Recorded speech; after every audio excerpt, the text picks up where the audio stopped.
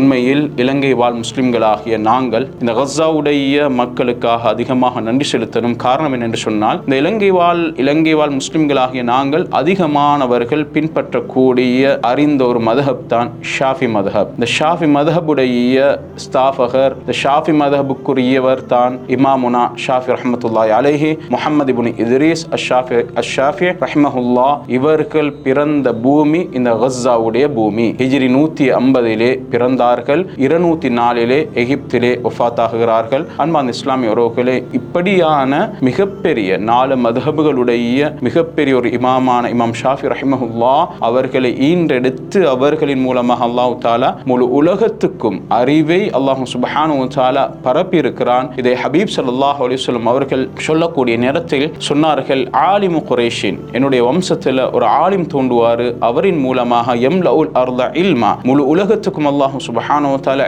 இல்மை அவரின் மூலமாக பரப்புவான், நிரப்புவான் என்று சொன்னார்கள். அன்பார்ந்த இஸ்லாமிய உறவுகளே, இப்படியான 4-5 ரிவாயத்துகள் வந்திருக்கிறது. அதிலே பலவீனமான அறிவிப்பாளர்கள் இருந்தாலும் இப்னு ஹஜர் அல்-அஸ்கலானி ரஹ்மத்துல்லாஹி அலைஹி போன்றவர்கள் சொல்கிறார்கள், அதே போல இமாம் பைஹக்கி ரஹ்மஹுல்லாஹ் போன்றவர்கள் சொல்கிறார்கள், இந்த ஹதீஸுக்கு ஒரு அடிப்படை இருக்கிறது. பல அறிவிப்பு ரீதியாக வந்தாலும் இதற்கு ஒரு அடிப்படை இருக்கிறது. அதுதான் இமாம் ஷாஃபி ரஹ்மஹுல்லாஹ் அவர்களே, இமாம் ஷாஃபி ரஹ்மத்துல்லாஹி அலைஹி அவர்களுக்கும் ஹபீப் ஸல்லல்லாஹு அலைஹி வஸல்லம் அவர்களுக்கும் இடையில கிட்டத்தட்ட 7-8 பேர்கள் இருக்கிறார்கள். இமாம் ஷாஃபி ரஹ்மஹுல்லாஹ் அவர்கள் இந்த குறைஷி வம்சத்திலே தோன்றினவர்கள். உண்மையிலே அல்லாஹ் சுப்ஹானஹு வ தஆலா அவரின் மூலமாக முழு உலகத்துக்கும் இல்மை பரத்தி வைத்திருக்கிறான். அந்த அடிப்படையில் இலங்கை வாழ் முஸ்லிம்களாகிய நாங்களும் இமாம் ஷாஃபி ரஹ்மஹுல்லாஹ் என்று சொன்னால் தெரியாதவர்கள் யாரும் இல்லை. இந்த அளவுக்கு அல்லாஹ் சுப்ஹானஹு வ தஆலா அவரின் மூலமாக முழு உலகத்துக்கும் இல்மை பரத்தி இருக்கிறான். மதஹ்புகளை பின்பற்றாதவர்கள் கூட இமாம் ஷாஃபி ரஹ்மஹுல்லாஹ் அவர்களை புகழக்கூடிய எத்தனையோ கிதாபுகள் கூட இருக்கிறது, எத்தனையோ வசனங்கள், அவர்களை பற்றி எழுதப்படக்கூடிய கவிதைகள் கூட இருக்கிறது. யாராக இருந்தாலும் இமாம் ஷாஃபி ரஹ்மஹுல்லாஹ் என்று சொல்கிற அளவுக்கு அல்லாஹ் சுப்ஹானஹு வ தஆலா அவரின் மூலமாக முழு உலகத்துக்கும் இல்மை பரத்தினார்.